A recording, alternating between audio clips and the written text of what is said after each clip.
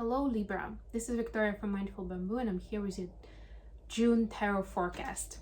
As always, we'll be looking at your love life, at your career and workspace, and we'll get you guidance from the universe on how to best utilize the energies of the month of June.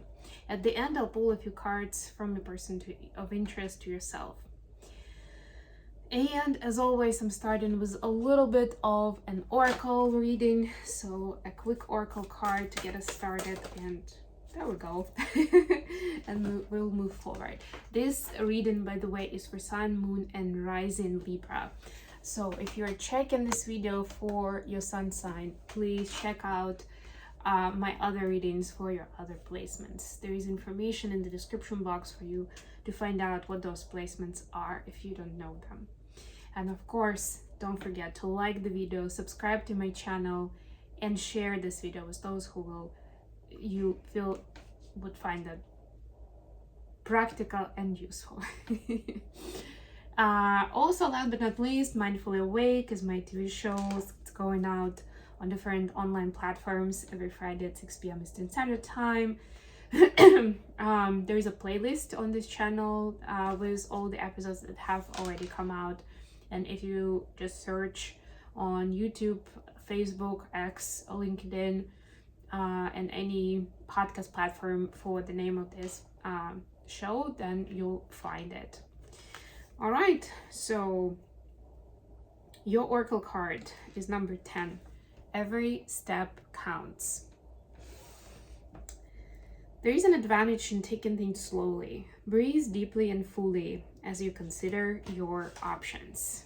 I was just talking to Virgos about it, but to them it's a more natural energy of like taking baby steps, but being very consistent with it. Virgo is a very disciplined sign, so maybe watch that video, maybe just embrace that as an idea. If you know what I'm talking about, or you know somebody like that in your life, or something you can learn from them at this point that would be beneficial to you. Okay, let's see what we have with tarot. I'm gonna use the Tarot of Mystical Moments deck for this. And of course, remember that this is a general reading, so take only what resonates for you. For your love life, you have 6 of Pentacles. Beautiful start, love it. The Sun, oh my gosh, the happiest card in the deck for you, Libra. And 2 of Pentacles. All right. For your career space, you have King of Pentacles. You could be dealing with an earth sign.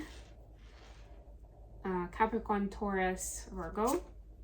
You have 2 of Swords. 9 of Wands. And the advice, we have 3 of Cups. Also something that Virgo had. Ace of Wands. And the Magician. This is Gemini energy. You could be dealing with a Gemini.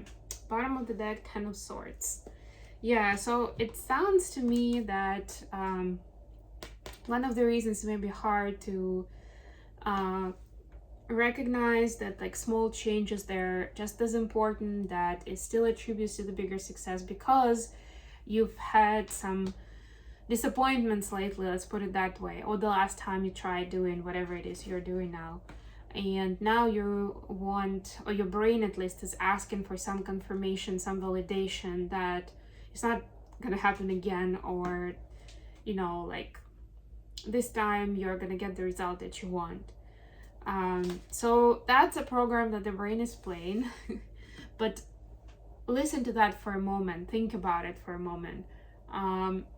Part of the lesson that you're learning is to trust the universe, and that's like the ongoing lesson that we have throughout our lives, and we are getting it, we're being tested, if you wish, in that way, in different contexts, very different depending on where we are energetically, with our maturity, emotional intelligence, and etc, etc, right? So this is one of those tests, if you wish, right? For when you don't necessarily see how this is gonna work out, your brain keeps giving you doubts and hesitations, right? But the universe wants you to keep going and to recognize even small steps, even small victories, right? And continue with it.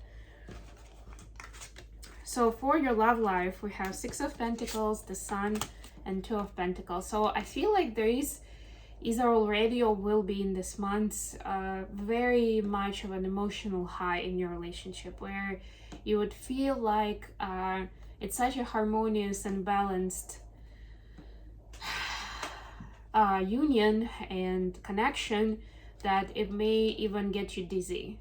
It may even feel like it's really hard to keep it that way, or it's not gonna last, or something like that. You even have a little bit of that doubt, that bird on the, like, where like she's hiding, like you can see both of her eyes in this card, right? It's like a little bit of that fear, a little bit of that shadow.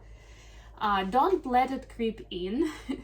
I would say if you feel like it's too intense and you're like balancing with this, like trying to keep peace, starting to walk on eggshells because you don't want anything to ruin this beautiful image, that's not great. So look into that and see how you can start loosening up, how you can get more into a comfortable space. And yes, it may not happen overnight, but at least if this is as harmonious as I can see here, you can talk to your partner about what's bothering you, or even the fact that you feel right now things are amazing and you don't want to break this in any way, right, to ruin it somehow. But there's also your personal space and personal boundaries that you need to respect, first of all, Libra, just saying. And also you want your person to respect as well, right? So it's very important not to fall into codependency when you are at the high of your relationship, right? You don't want to get dissolved into this collective we, or cater to your person's wants and needs and forget about yours, right? So be very careful with that. For your career space, you have King of Pentacles, Two of Swords, Nine of Wands. So again, there is a lot of potential for success and abundance. And look at this person standing on top of the, I wanted to say horns, but these are not horns. Anyway, like that's also, a pretty tough act to do, like to get there, to feel confident and comfortable there. And this person looks like they are very comfortable, right? So this is like reaching the top of your field, or you'll be working with someone, you'll be interacting with someone who is on top of their field, right? Who can help you out, can support you, can ignite you with their energy. But the ask from you is to leave behind your worries and your overthinking, and trying to stay within the zone of comfort. I'm immediately reminded about the Big Bang Theory, where there's one episode where Penny is trying to get Sheldon out of his comfort zone for opening up some acting potential, and he's like, so she says, like, I'm just trying to get you out of your comfort zone, and he goes, why would you do that? It's called comfort zone for a reason. Like, why would I want to be uncomfortable, right? And of course, if you're investing finances, if your reputation is at stake, this going out of your comfort zone could be even scarier. But what I see here, especially with this Two of Swords, that it's in your head, it's in your mind, right? Maybe it's even something that other people have actually said out loud to you, right? Like if you go with this person, or if you invest in this project, there is a big risk that you lose everything, something along those lines. Of course, I'm not saying just go with it blindly. Do your research, prepare, but don't let the overthinking steer you away from big opportunities, right? And you can always get an independent opinion from someone who is not emotionally invested in it, who's not going to be talking you out of it because they're either too worried about you, or they're actually jealous. That some independent party that will give you an opinion on the situation, whether it's worth investing in it. But I see that things will develop quite naturally if you give it a chance, if you give it your energy, your focus.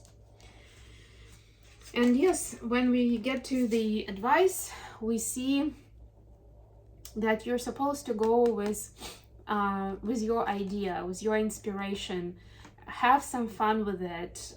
Make it joyful. Make it something that you are proud of, but not in a way that others can actually measure it, but in a way that you're doing something that you're excited about, that it doesn't feel like work if it's work, right? If it's a relationship, it's still something that adds to your life, like that grows, right? It complements you, it brings you joy, and not something that takes a lot of hard work every day. I'm not saying the relationship isn't hard work, it is, but it shouldn't feel like it's like a burden, that it's like another 9-to-5 job. Like, that's not okay. Just saying, right? And the Magician here is reminding you that, especially since we are in Gemini season, most of June, we have a lot of transits, a lot of planets are in Gemini as we speak. A lot of things are in your hands, right? And as a magician, it's up to you to create your reality, not for others, naysayers, to be telling you what you can and cannot achieve, right? It's still up to you. And it doesn't have to look exactly where you saw yourself a year ago, 2 years ago. So with that, stay flexible and open-minded as you normally are, but be firm in terms of going for more, discovering something new, and being open to bringing more to your life yourself, without waiting for somebody to just giving it to you on a platter, or somebody actually validating that, okay, now you're worthy of this, so I'm gonna give it to you. No, it's up to you to decide when you're worthy of some new goal, some new height, you know. Okay, last but not least, let's get you some messages. Messages for Libra from their person of interest, please.